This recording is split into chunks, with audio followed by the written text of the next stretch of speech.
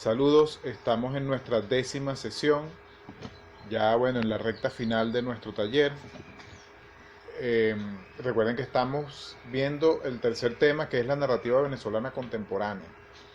En nuestra sesión de hoy vamos a ver a tres importantes cuentistas venezolanos contemporáneos, que son José Balsa, David Aliso y Julián Márquez. Primero tenemos que hablar de los aportes de la oralidad y de la coloquialidad al texto narrativo en prosa. Es algo que hemos venido mencionando incluso desde la primera sesión, y que la idea, digamos, de base de este taller es ver cómo eso es una línea que se mantiene, digamos, a lo largo pues, de toda la cuentística contemporánea, cómo se rescata la oralidad y la coloquialidad a través de la narrativa. El relato es visto como un artificio y el cuento, como ya hemos dicho, es visto como un artefacto, ¿no? ¿Por qué decimos, por qué establecemos esta relación? Bueno, entendemos que el cuento es una forma acabada, ¿verdad? Bien diseñada, mientras que el relato es una cosa más artificiosa, más no quiere decir necesariamente artificial, en todo caso más artificial es el cuento porque es más artefacto, mientras que el relato obedece a cosas, digamos, un poco más como artilugio, ¿no? ¿Por qué? Porque la provincialidad le va a dar como esa fuente para el artilugio de la imaginería cuentística, ¿no? ¿A qué me refiero? A que esa herencia de la provincia, de la vida del pueblo, como ya hemos venido viendo, va a ir enriqueciendo de alguna manera el discurso de una narrativa que es muy urbana. Eso es interesante. Entonces hay una conjunción o unión allí de la prosa estilizada, de la narrativa más posmoderna, digamos, muy urbana por cierto,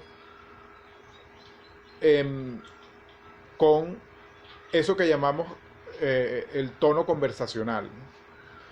El tono conversacional que no tiene un tono específico, sino que más bien obedece a las distintas tonalidades del habla.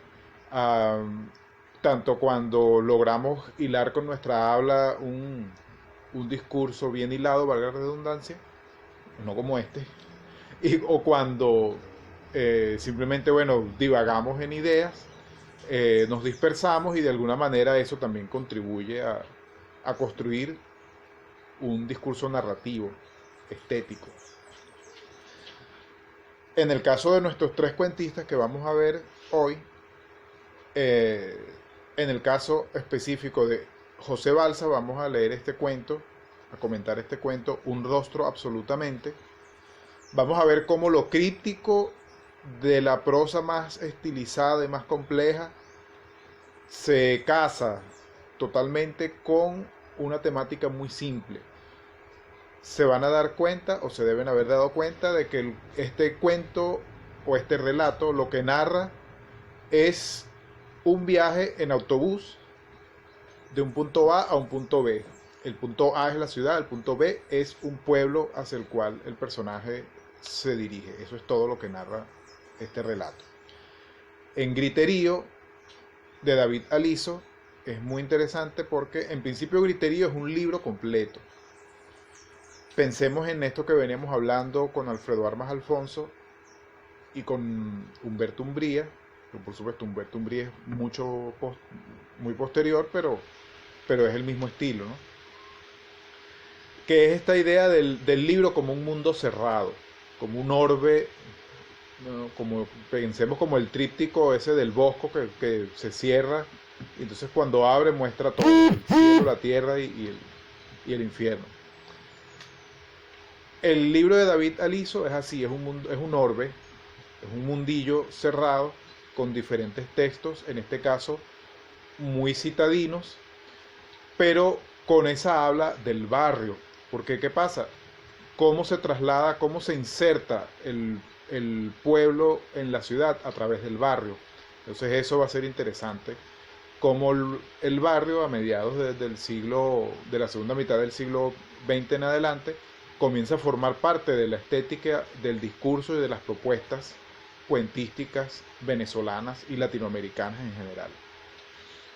Y el otro autor, Julián Márquez, por cierto, Julián Márquez está dictando un taller de minicuento a nombre del CENAL. Si pueden, vean a ver si tienen chance de escribirse todavía. Creo que va apenas la primera clase. De Julián Márquez estamos leyendo, o leeremos, El simulacro de Helena. El simulacro de Helena es ya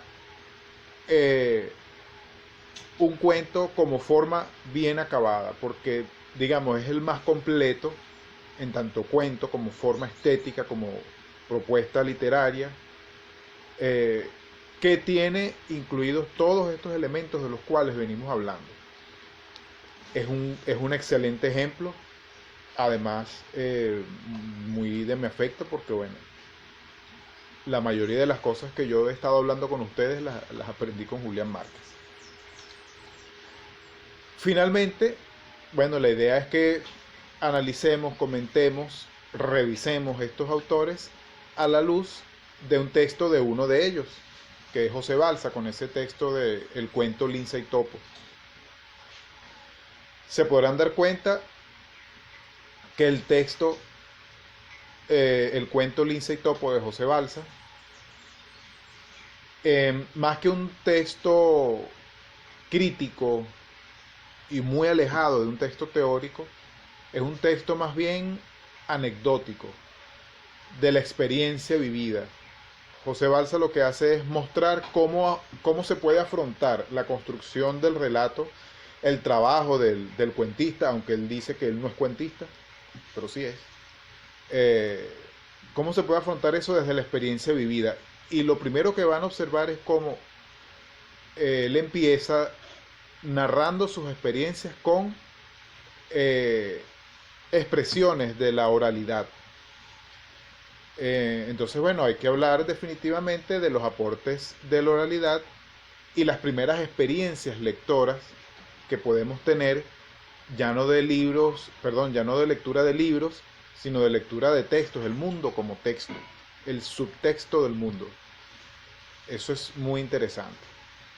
Y bueno, eso nos va a permitir tener una idea más cercana a lo que han sido las más recientes expresiones de la narrativa breve venezolana, del cuento o del relato.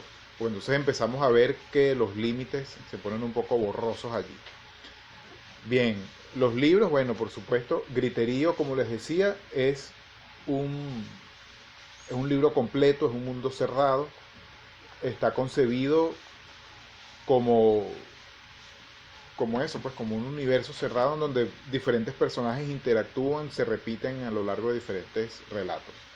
Un rostro absolutamente es este cuento que le da título a este libro. Aquí sí es otra cosa, pues no, los cuentos son cada uno separados, no están interrelacionados, pero bueno, es muy importante la propuesta de José Balsa, que es además, como ya saben, el autor del texto crítico. Por supuesto, Simulacro de Helena de Julián Márquez, también el cuento que le da el título a este importante libro de la narrativa breve venezolana. Y por supuesto saben de dónde salió, de dónde le saqué el texto, el cuento Lince y Topo de José Balsa. Entonces iniciamos nuestra 10ª sesión.